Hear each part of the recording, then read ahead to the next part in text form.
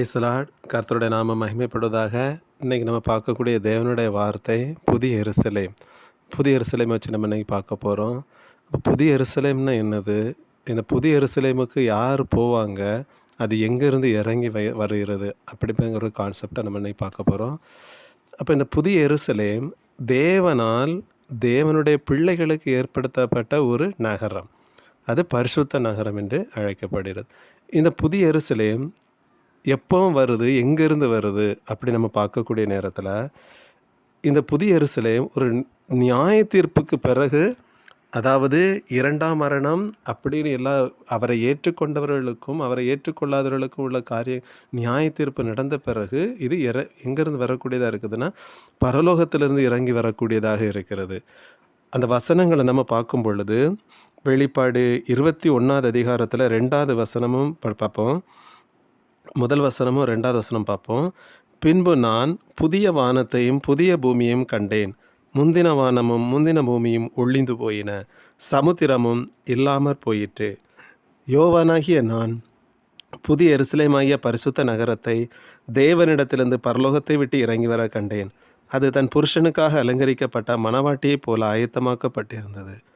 அப்போ இந்த தேவனுடைய வார்த்தை நம்ம பார்க்கும் பொழுது, இந்த புதிய எருசலேம், அதாவது புதிய எருசலேம் என்கிற அந்த பரிசுத்த நகரம் பரலோகத்திலிருந்து இறங்கி வரும்படியாக தேவன் ஆயத்தப்படுத்தப்பட்டு இருக்கிறது. இந்த புதிய எருசலேமுக்கு அவருடைய பிள்ளைகள், அவரால் மீட்கப்பட்ட பிள்ளைகள், அவங்க தான் எங்கே போகக்கூடியதான்? புதிய எருசலேமுக்கு போகக்கூடியவங்க. அப்போ இது யார் போவாங்க, எப்போ போவாங்க அப்படிங்கக்கூடியது ஒரு நியாய தீர்ப்பு இருக்குது. கடைசி காலத்தில் ஒரு நியாய தீர்ப்பு இருக்குது. அந்த நியாய தீர்ப்புக்கு பிறகு அவங்க போகக்கூடியதாக இருக்கிறது.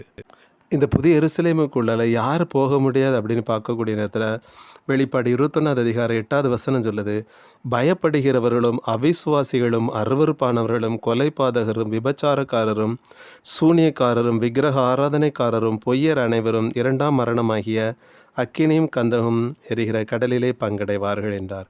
இன்னொரு வசனத்தை நம்ம பார்க்கும் பொழுது, அதே வெளிப்பாடு 21ஆவது அதிகாரத்தில் 27வது வசனம் சொல்லுது, தீட்டுள்ளதும் அருவருப்பையும் பொய்யும் நடப்பிக்கிறதுமாய் ஒன்றும் அதில் பிரவேசிப்பதில்லை. ஆட்டுக்குட்டியானவரின் ஜீவ புஸ்தகத்தில் எழுதப்பட்டவர்கள் மாத்திரம் அதில் பிரவேசிப்பார்கள். இந்த வசனங்களை பார்க்கக்கூடிய நேரத்தில் இப்படிப்பட்ட தன்மைகளில் உள்ளவங்க யார் எங்கே போக முடியாதான்? அந்த புதிய எருசலேமுக்கு போக முடியாது.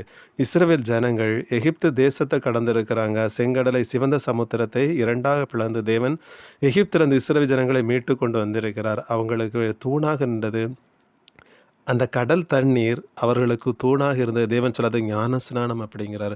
அப்போ ஞானஸ்நானம் எடுத்த பிறகும் எனக்குள்ளால் வெளிப்பாடு 21ஆவது அதிகாரம் அந்த 8வது வசனங்களினுடைய காரியங்கள் எனக்குள்ளால் இருந்தது. நான் எங்கே பிரவேசிக்க முடியாது? அந்த புதிய எருசலேமுக்கு நான் பிரவேசிக்க முடியாது. அப்போ யார் புதிய எருசலேமுக்குள் பிரவேசிக்க முடியும்? வெளிப்பாடு 21ஆவது அதிகாரத்தில் 24வது வசனம் பார்க்குற, ரட்சிக்கப்படுகிற ஜனங்கள் அதில் வெளிச்சத்திலே நடப்பார்கள். பூமியின் ராஜாக்கள் தங்கள் மகிமையும் கணத்தை மதற்குள்ளே கொண்டு வருங்கள். அப்போ இந்த ரட்சிக்கப்படுகிற ஜனங்கள் தான் எங்கே போவாங்களாம்? இப்போ புதிய எருசலேம் உள்ள போவாங்க. அப்போ இந்த ரட்சிப்பு அப்படி என்னென்னா, இந்த ரட்சிப்பு அப்படிங்கிறது எதை அடையாளப்படுத்தக்கூடியதுன்னா, 2 தெசலோனிக்கர் 2வது அதிகாரத்தில் 14வது வசனமாக தேவன் அடையாளப்படுத்தக்கூடிய காரியம், நீங்கள் நம்முடைய கர்த்தராகிய இயேசு கிறிஸ்துவின் மகிமையை அடையும் பொருட்டாக எங்கள் சுவிசேஷத்தினாலே அந்த ரட்சிப்புக்கு அவர் உங்களை அழைத்தார்.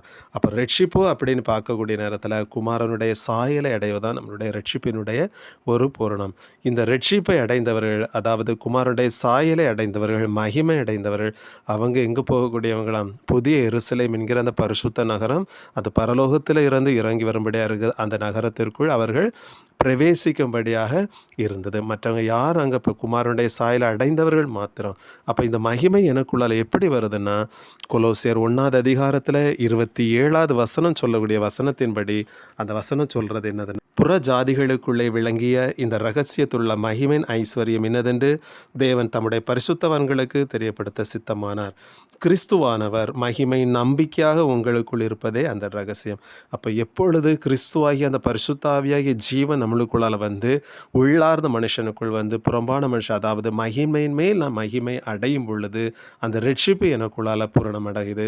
அந்த ரட்சிப்பு எனக்குள்ளால் பூரணம் அடையும் பொழுது நான் குமாரனுடைய சாயல் என்கிற தன்மை நான் அடைகிறேன். அந்த ரட்சிக்கப்படுகிற ஜனங்கள், அந்த சாயலை அடைந்தவர்கள் புதிய எருசலேமுக்குள்ளே போவார்கள். அல்லேலூயா, க்ளோரி டு காட்.